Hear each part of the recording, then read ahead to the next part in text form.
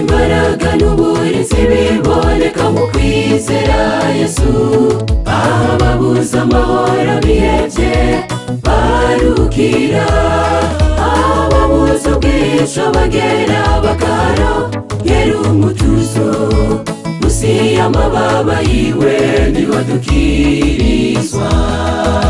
Imbaraga n'uburinzi biboneka mu kwizera Yesu, ababuze amahoro bihebye barukira, ababuze ubwihisho bagera bakaronkera umutuzo, munsi y'amababa yiwe niho dukirizwa. Yesu niwe mahoro yanje yuzuye umutima, Yesu niwe bwihisho bwanje ni mu bikomeye, naho nabasha kujyana mufite oya ye, naho nabasha kujyana mufite oya ye. Yesu niwe mahoro yanje yuzuye umutima, Yesu niwe bwihisho bwanje ni mu bikomeye, naho nabasha kujyana mufite oya ye, naho nabasha kujyana mufite oya ye.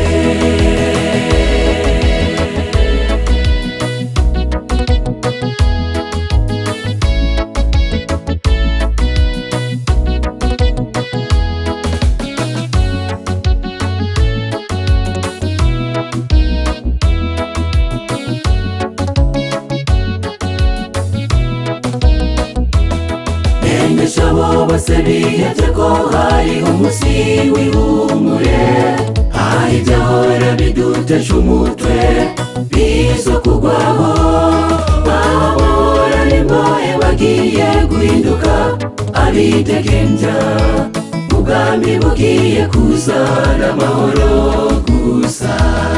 Menyesha abo bose bihebye ko hariho umunsi w'ihumure, hari ibyahora bidutesha umutwe bizo kugwaho, abahora n'imbohe bagiye guhinduka abidegembya, ubwami bugiye kuzana amahoro gusa. Yesu niwe mahoro yanje yuzuye umutima, Yesu niwe bwihisho bwanje ni mu bikomeye, naho nabasha kujyana mufite oya ye, naho nabasha kujyana mufite oya ye.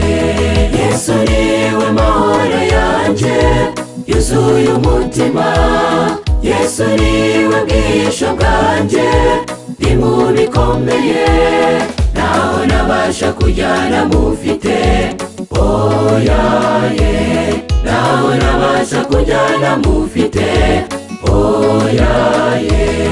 Yesu niwe mahoro yanje yuzuye umutima, Yesu niwe bwihisho bwanje ni mu bikomeye, naho nabasha kujyana mufite oya ye, naho nabasha kujyana mufite oya ye, naho nabasha kujyana mufite oya ye, naho nabasha kujyana mufite oya ye, naho nabasha kujyana mufite